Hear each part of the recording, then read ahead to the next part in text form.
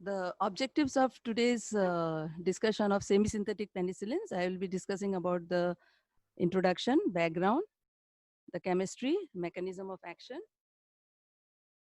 classification, the special features about these three important class of the semi-synthetic penicillin, that is the acid-resistant penicillin, penicillinase resistant penicillin, extended spectrum penicillins, the uses of these, and beta lactamase inhibitors as part of the discussion of semi-synthetic penicillins, followed by the conclusion. So in the introduction part, I want to just discuss about the previous lecture where we have discussed about penicillin, and we have seen that these are antibiotics having a beta-lactam ring, and two major groups which are belonging to this group are the penicillins and cephalosporins, and the monobactams and carbapenems also are included in this group. But we have seen about the penicillin in the last class. We've seen the Alexander Fleming, how he has discovered the penicillin, and that was accidental by chance. It's a discovery by serendipity. And Alexander Fleming, uh, after his discovery of penicillin, it was Chain and Fleury. He was not able to purify it. So further, the studies were continued by Chain and Fleury. In 1939, they were able to isolate the crude preparation of the penicillin. And for this, they were awarded the Nobel Prize in 1945. So if you see the penicillin, the discovery of penicillin, this is the world's first antibiotic, and it was a turning point in human history because we have now got the penicillin, and it was used, clinical use during the Second World War for the treatment of the war wounds. And we have seen penicillin, it is obtained from a fungus, that is the Penicillium notanum. And a mutant is also there from which we are having high yield of the penicillin, that is the Penicillium chrysogenum. Now, in the last class, if you remember, I also discussed the natural penicillin, that is benzyl penicillin.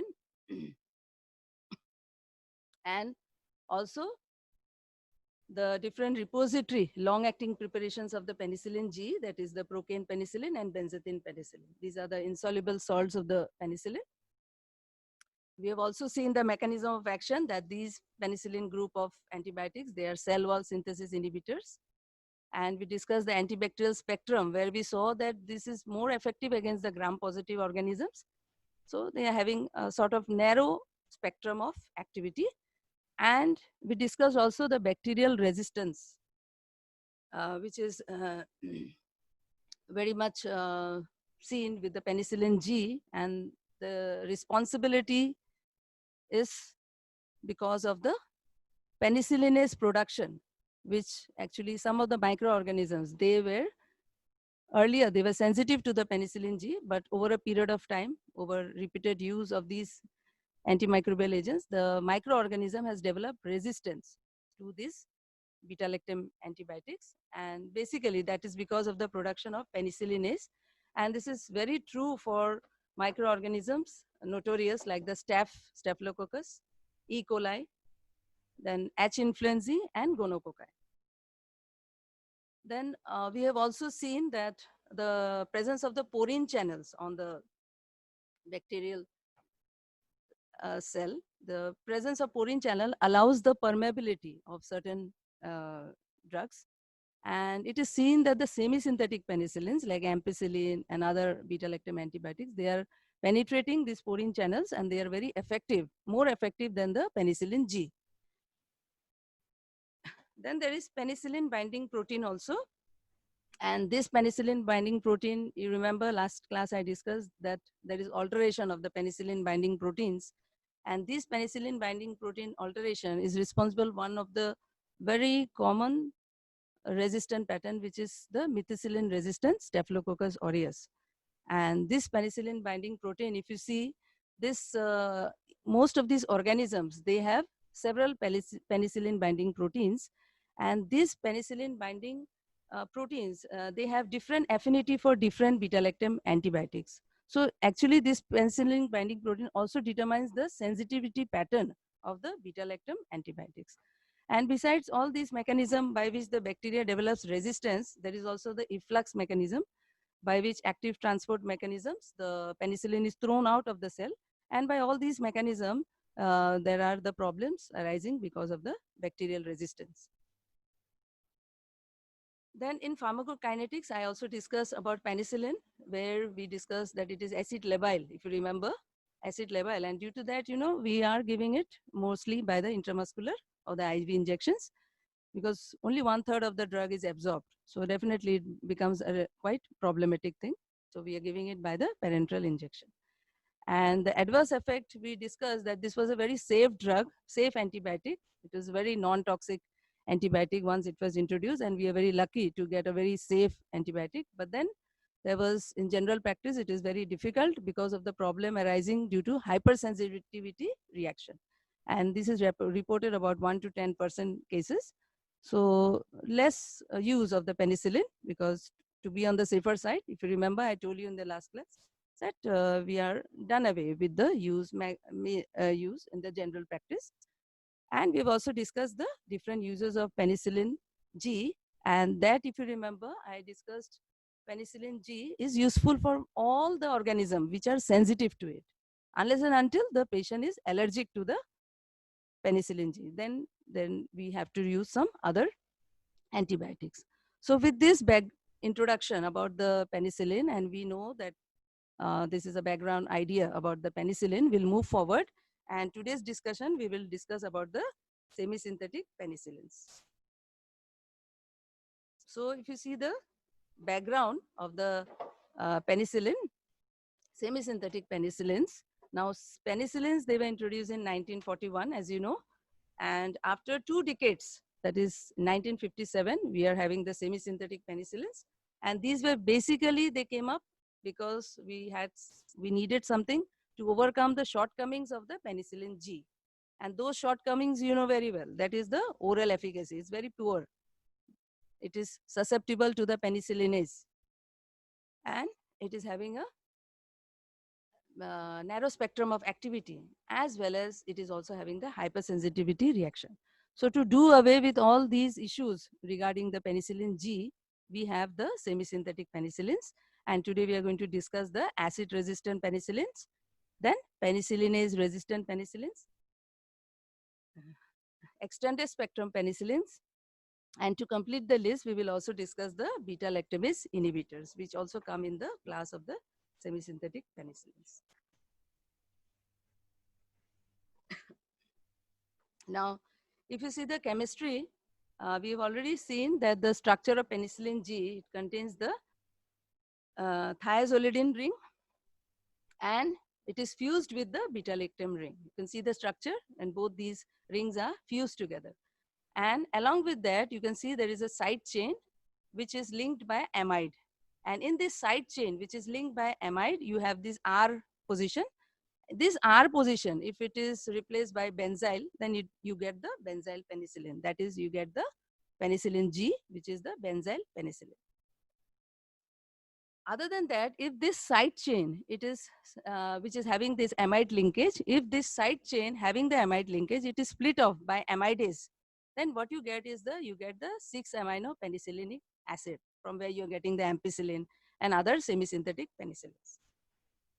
Then many other semi-synthetic penicillins have come up. These are all due to the side chain. The other side chains are attached, and when these other side chains are attached, you get different types of the semi-synthetic penicillins. And these semi-synthetic penicillins, they have difference in antibacterial spectrum. Some of them would be useful against gram-negative, some of them would be useful against Pseudomonas, Proteus. So these type of modification by the side chain, you can get different semi-synthetic penicillin with antibacterial spectrum and also different pharmacokinetic properties. Then you can see the bond here.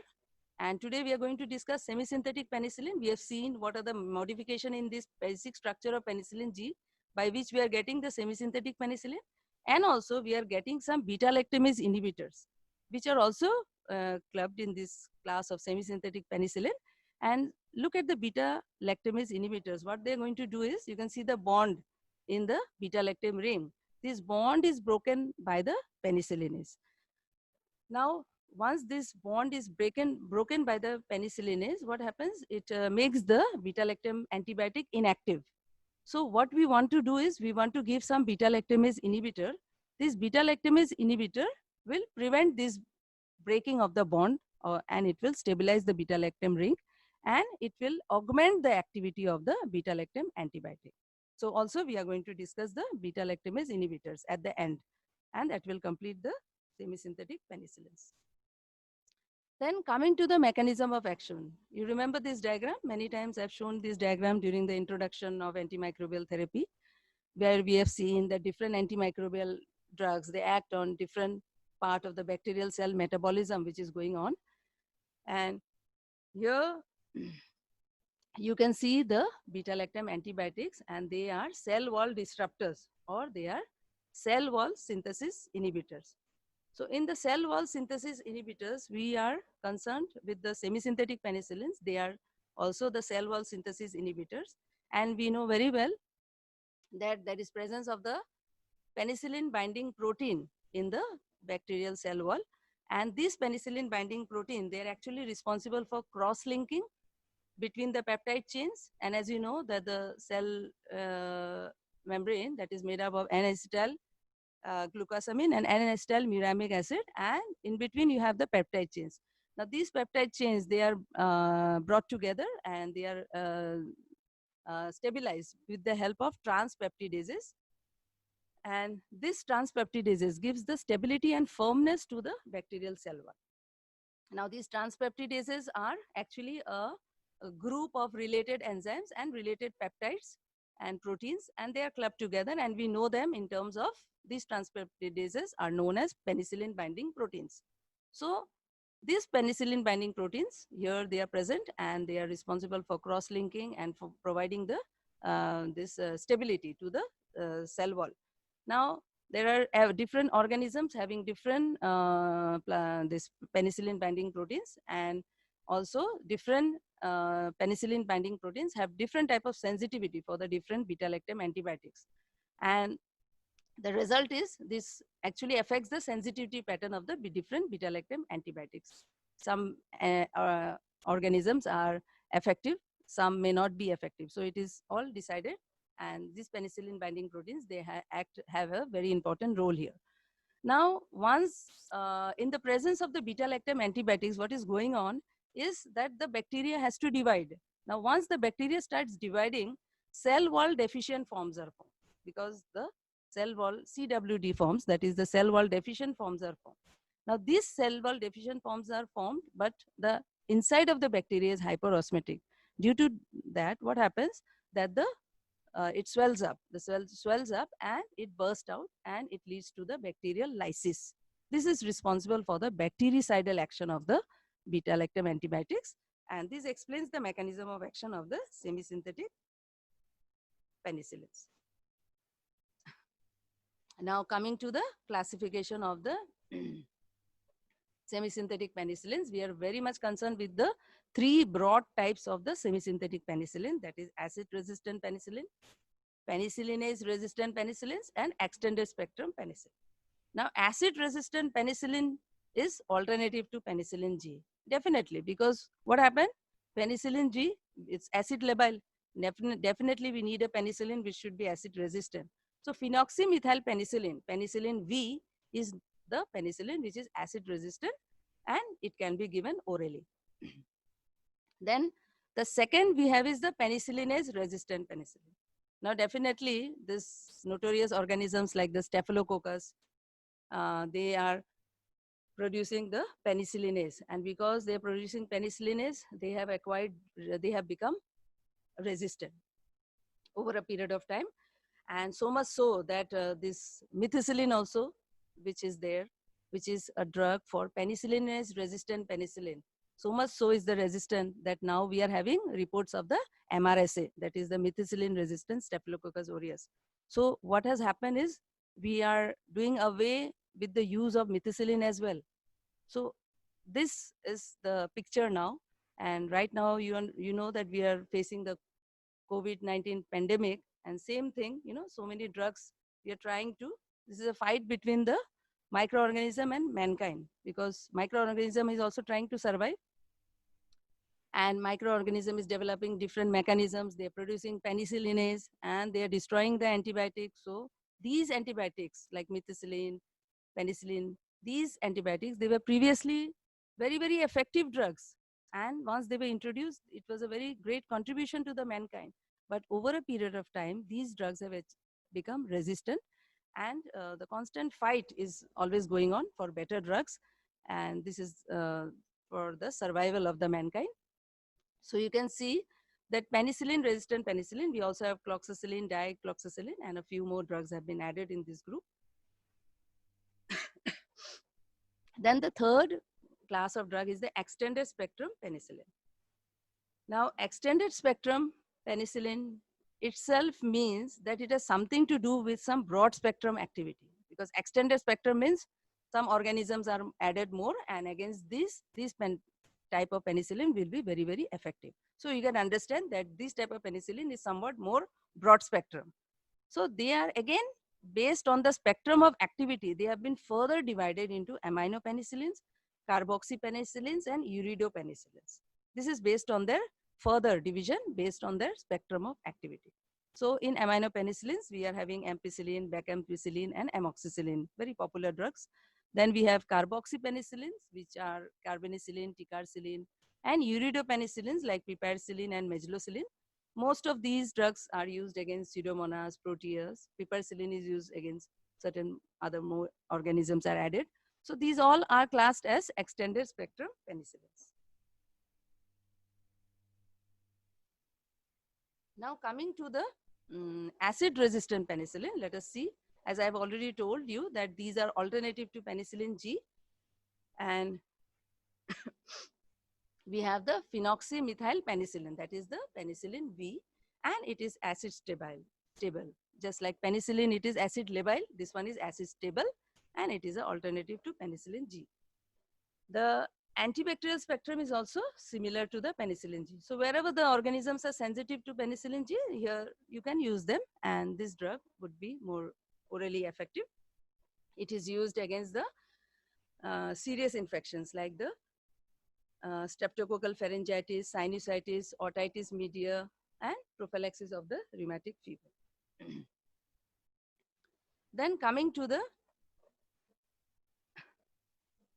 penicillinase resistant penicillin. So you have seen the acid resistant penicillin. Now we'll see the penicillinase resistant penicillin. That means we are in need of penicillins which will be resistant against penicillinase. Why penicillinase? Because this penicillinase is creating a lot of havoc.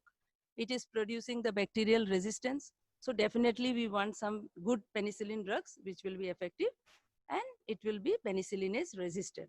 So what happened? You have the structure of the penicillin, some side chains we are doing some modification, as I told you earlier.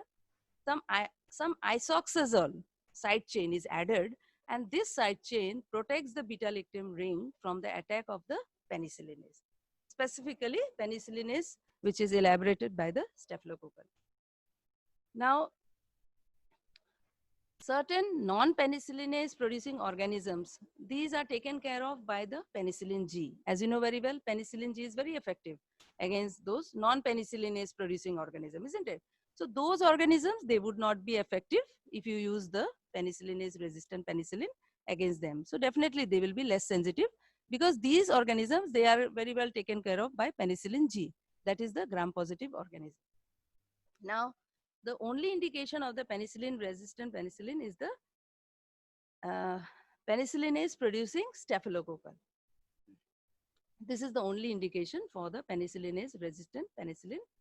And this, mind you, this penicillinase resistant penicillin is not active against the gram negative bacteria. So whenever you're using this penicillin, you can be rest assured that they would be effective only against gram positive, but they would not be effective against the gram negative. Now, methicillin, if you see, this is not acid resistant. And also, because of that MRSA, we are doing away well with the methicillin. We are using less of the methicillin is used now. And we have the cloxacillin, dicloxacillin, which is acid resistant also, and oxacillin and flucloxacillin.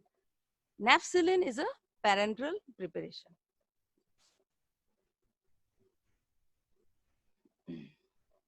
Now coming to the important class, that is the extended spectrum penicillin. We have the amino penicillins. As you know very well, in the chemical structure, what we did, the side chain was there, which is having an amide linkage. If you remember, this amide linkage is acted upon by amidase, and you get the 6-amino penicillamic acid. So these class of drugs are there. And because of the chemical modification, we are getting these penicillins to be orally efficacious. So they are orally efficacious. And if you see the spectrum of activity, they are very effective against the gram-negative bacilli. So this is the added advantage. But the drawback is they are susceptible to the beta-lactamase. So ampicillin is very sensitive against the penicillin, these organisms which are sensitive to the penicillin G. The ampicillin is very, very effective, as well as since it is susceptible to beta-lactamase. So it is also effective against gram-negative bacilli, but these gram-negative bacilli must be non-beta-lactamase produced. If the gram-negative bacilli does not produce beta-lactamase, then these organisms can be taken care of by ampicillin, like H. influenzae, E. coli, Proteus, Salmonella, Shigella, H. pylori. Now, certain areas, H. influenzae is also developing resistance. Worldwide reports are coming. And therefore, if it is non-beta lactamase strain, then only this will be effective by ampicillin. Then it is also more active than penicillin G against the Streptococcus viridans, Enterococci, and Listeria, as well as it is equally effective like penicillin G against the pneumococci. Then gonococci, that is not the penicillinase producing gonococci, non-penicillinase producing gonococci, it is effective, and also it is effective against the meningococci. Now, as I said, that they are, the drawback is beta-lactamase. You have a issue. So penicillinase producing staphylococci is not affected, and certain gram-negative bacilli like Pseudomonas, Klebsiella, these are not affected by the ampicillin. Now, if you see the pharmacokinetics, it is not degraded by the gastric acid. Food interferes with its absorption. It is excreted in bile, and it is reabsorbed by enterohepatic circulation. So because of this excretion in the bile, high concentration of ampicillin is achieved in the bile. And due to this reason, we are using it in cholecystitis. So it is excreted by the kidneys. Then if you see the common adverse effect of ampicillin, this is diarrhea. Very, very common. And the drug interactions like hydrocortisone can inactivate the ampicillin if it is mixed in the IV fluid, then it can inactivate it. And another drug interaction which is important is probenecid. You know the interaction with penicillin. So here probenecid also retards the renal excretion of ampicillin. Now we have some fixed dose combination of ampicillin with cloxacillin. You know, sometime back we were really using it. It was quite popular. But this combination has been recently banned in India. And the reason, as you can see, is ampicillin is taking care of certain, is not effective against the staph, and whereas cloxacillin is effective against the penicillinase producing staph, but it would not be effective against gram-negative. So there is no reason of combining it, and only it is increasing the cost and the adverse effect. So it is recently, it has been banned in India. Now coming to the different uses of ampicillin, we see the urinary tract infection, but now of course we are using more of the fluoroquinolones. The respiratory tract infections like sinusitis, bronchitis, then otitis media, these we are using the ampicillin. Gentamicin, along with that, we are using it in meningitis. In gonorrhea, non-penicillinase producing gonorrhea, we can use the ampicillin. Typhoid fever, already resistance has been reported. And bacillary dysentery due to Shigella. Now here, the quinolones are used most. Cholecystitis, here, the ampicillin is very much preferred because it is concentrated in the bile, and due to that, it is quite effective. In subacute bacterial endocarditis, we are using it. IV preparation, we are using it with gentamicin. In H. pylori, you know very well, the amoxicillin is used, very active. Also, ampicillin is also active. And in septicemia and mixed infections, we are using ampicillin along with gentamicin, parenteral injections. And last but not the least, the acute necrotizing ulcerative gingivitis. Here it is used, ampicillin is used along with the metronidazole. Now coming to the aminopenicillins, becampicillin and amoxicillin. Now becampicillin is an ester product of ampicillin. It is completely absorbed from the GIT and it has a high plasma levels we achieved. And the propensity of causing diarrhea is lower as compared to the ampicillin.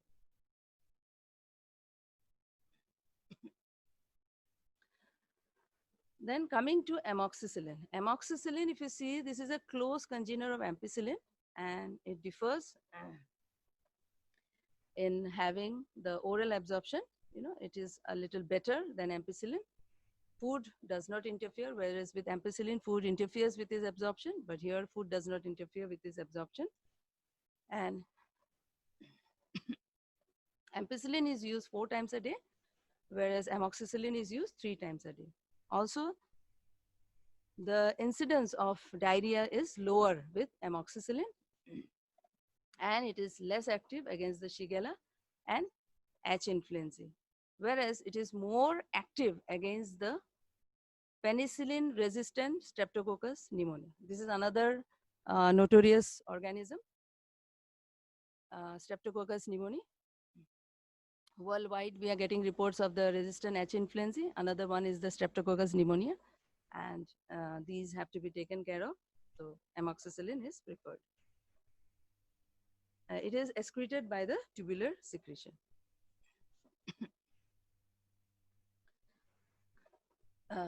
Then we have the carboxypenicillins, and carboxypenicillins are very useful against the Pseudomonas aeruginosa and Proteus. And it is also effective against Salmonella, E. coli, and Enterobacter. But you must remember that carbonicillin is not penicillinase resistant. So it is used for some serious infection caused by the Pseudomonas and Proteus, like in cases of burns, urinary tract infections, and septicemia. It is inactive orally, so you have to give it by parenteral injection. And the most important adverse effect is the fluid retention, then occurrence of the congestive cardiac failure. Due to this, it has been reported, and bleeding because of certain dysfunction in the platelet. So due to that, bleeding tendencies are also reported.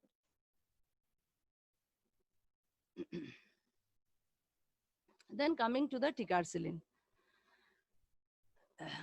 The ticarcillin happens to be much better drug than the carbonicillin in that sense that it is more active than carbonicillin, and it is also having fewer adverse effects than the carbonicillin. So we prefer more of the ticarcillin for treating the Pseudomonas and the Proteus infections.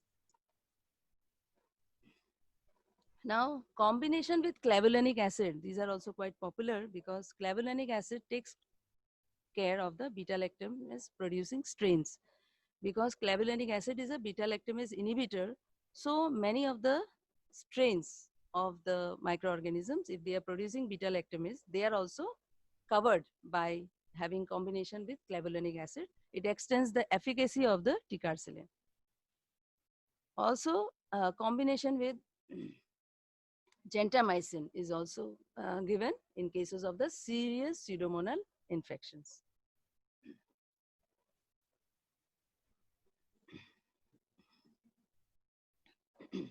Now coming to the last part of the extended spectrum penicillin, we have discussed about aminopenicillins and we have discussed about the carbonicillins, and now we want to discuss the uridopenicillins, that is piperacillin and megeloxicillin.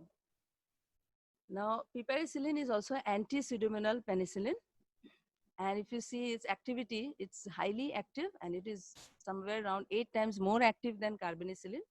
And further, not only Pseudomonas, it also takes care of Klebsiella, Enterobacteriaceae, and bacteroids.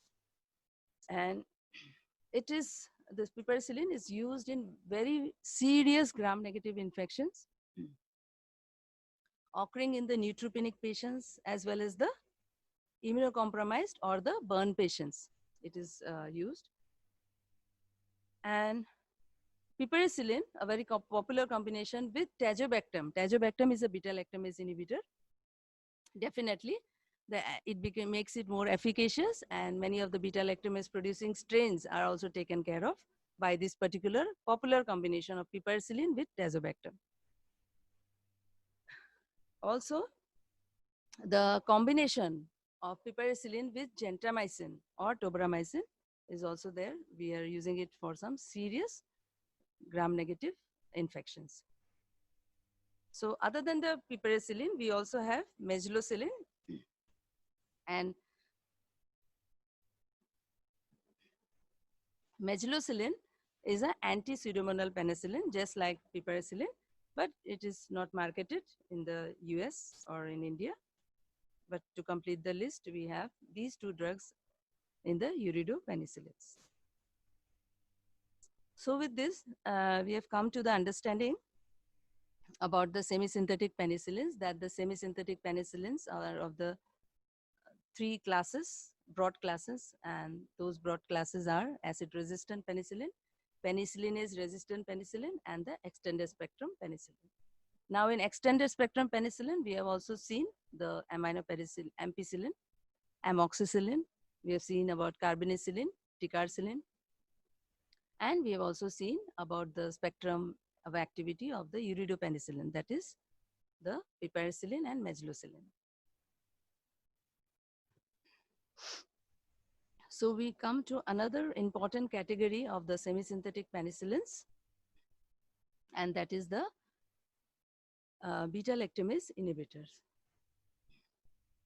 So these beta-lactamase inhibitors, you can go back to the chemical structure of penicillin, where you can remember the bond which is there in the beta-lactam ring, and this particular bond is broken up by the beta-lactamases, isn't it? So once this beta-lactamase acts, it breaks the bond in the beta-lactam ring and it makes it inactive. So what are these beta-lactamases? These beta-lactamases are the family of enzymes which are produced by the different gram-positive and gram-negative bacteria. And because these enzymes are liberated by these gram-positive and gram-negative bacteria, they are causing breakdown of the beta-lactam ring. They're breaking the bond of the beta-lactam ring. And because they break the bond of the beta-lactam ring, they finally inactivate the beta-lactam antibiotic. Now we have to find a solution for this problem, that is how to prevent the breakdown of the beta-lactam ring. That means we want some agent which will stabilize the beta-lactam ring and it will prevent the breakdown of the beta-lactam ring. So if the breakdown of the beta-lactam ring is prevented, what you achieve? It will increase the activity of the beta-lactam antibiotic. So if you see the beta-lactamase inhibitors, these are basically not antibacterial agents. So just like other antibacterial agents, the beta-lactamase inhibitors, they are a different class of drugs. They are not antibacterial as such, but once they are used against the beta-lactamase producing organisms, they will augment the activity of the penicillin. So they will augment the activity of the beta-lactam antibiotics. So what happened? We are using these drugs in combination with either penicillin or with cephalosporin, because both these drugs are beta-lactam antibiotics. So both these drugs we can add them, and we can extend the spectrum and increase the efficacy of the beta-lactam antibiotics. So among this we have clavulanic acid, sulbactam and tazobactam. So we'll see one by one. Let us see the clavulanic acid. Now this clavulanic acid, it is obtained from Streptomyces clavigellaris.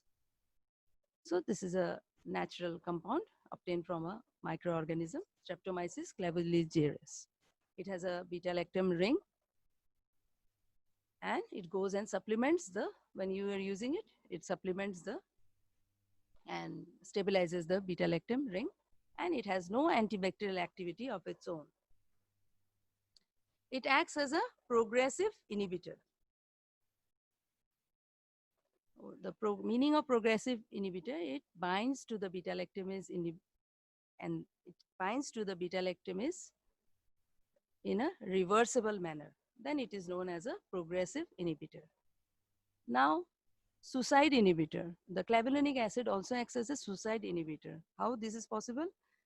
The combination of beta-lactamase is reversible initially, that is, it acts as a progressive inhibitor initially, but later on this inhibition becomes covalent and the inhibition increases as the time increases. So this acts as a suicide inhibitor. The spectrum of activity of clavulanic acid has no antibacterial activity. Definitely, you are going to combine it with an antibacterial agent. So you are choosing amoxicillin. Now, amoxicillin is an aminopenicillin, and this particular combination, very popular. It comes with the name, trade name Augmentin, and it is used for the beta-lactamase producing organisms, especially those organisms which are resistant. Those notorious organisms, as I told you, if you remember the Staphylococcus aureus, H. influenzae, Neisseria gonorrhea, Klebsiella, some of these notorious organisms, they have, over the period of time, they have become resistant, and they have become resistant by means of producing beta-lactamase and causing breakdown of the beta-lactam ring. So all these penicillins and some drugs, like, they have become, earlier they were effective, but now they have become ineffective for these organisms. So we have a category of drug, amoxicillin, we are combining it with clavulanic acid, and it is very well taking care of the beta-lactamase producing resistant strains of Staphylococcus aureus, H. influenzae, Klebsiella, which are, if you know, these are reports of worldwide spread, and resistance is spreading. And just like we are facing the COVID-19, so these organisms also, we are also facing a lot of problem because of these notorious organisms. Next, let us see the uses of these drugs. They are very much used in skin and soft tissue infections, intra-abdominal and gynecological sepsis, certain urinary, biliary, and respiratory tract infections. Also, this particular combination is also preferred for gonorrhea. And in this gonorrhea, we are using it in the penicillinase producing Neisseria gonorrhea. Yes, because it can take care of this particular strain. The adverse effects of these combination is some amount of gastrointestinal intolerance, candida, stomatitis, and rashes.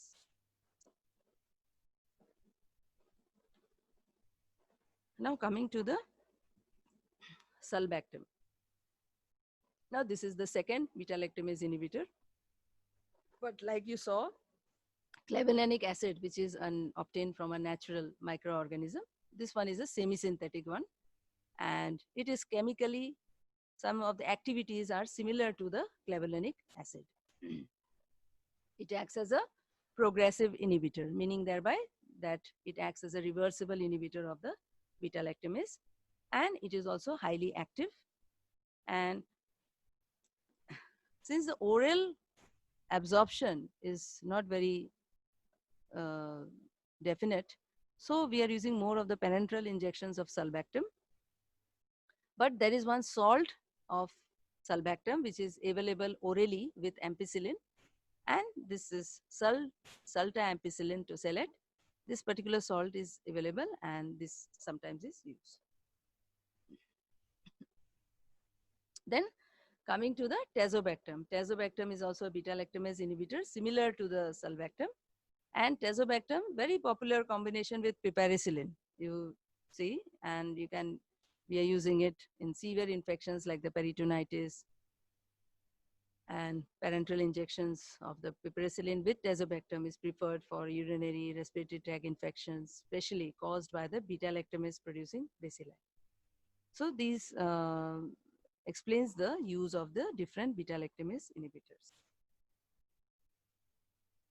Now we'll come to the conclusion of the today's topic, that is the semi-synthetic penicillins.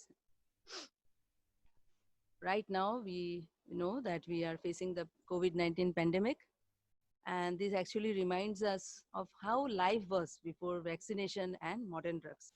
You are in a position to, your young minds can very well understand the situation with which we are going through right now, and you can understand that what was the position when before the discovery of the penicillin group of drugs.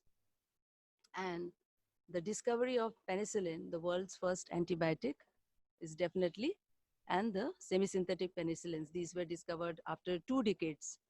So penicillin was discovered in 1941, and the semi-synthetic penicillins were discovered in 1957, and so on. We have added to the number of drugs belonging to the semi-synthetic groups over the period of time, and they have been an answer to our constant fight. If you see the 19th century, people were very fearful about the germs and viruses. So you can see the COVID-19 world today, and all my dear students who are sitting at home, you can very well understand that what is the importance of these in drugs and how we should very well use them. Today we are fighting against antimicrobial resistance worldwide, and the judicious use of the antimicrobial drugs is again a very important issue.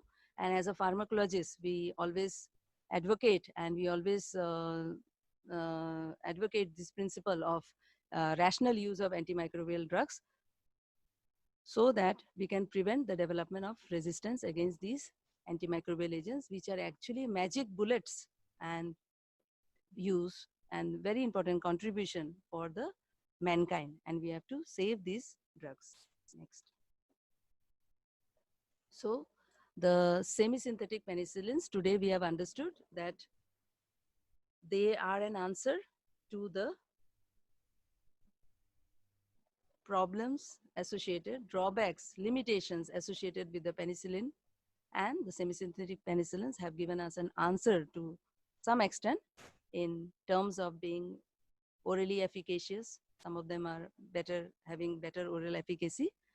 Then we are also having some answer to the problem of resistance, bacterial resistance, which is there. The bacteria is developing resistance by beta-lactamases, and by giving the semi-synthetic penicillin, we have also have answer to this problem. It's taken care of to some extent. We are also having a better spectrum of activity, not only gram-positive, gram-negative, Pseudomonas, Proteus, Klebsiella, many other organisms are also taken care of. Even certain resistant organisms are also taken care of. Also, if you see the tolerability, the semi-synthetic penicillins are also widely used because of their better tolerability. Now, in context of penicillin, one issue was that this drug is very safe. It is so safe that it can also be used in pregnancy. So also the semi-synthetic penicillins like ampicillin and amoxicillin, these are the antimicrobial agents which are safe in pregnancy also, and they can be given as such. So with this, we'll conclude the semi-synthetic penicillins.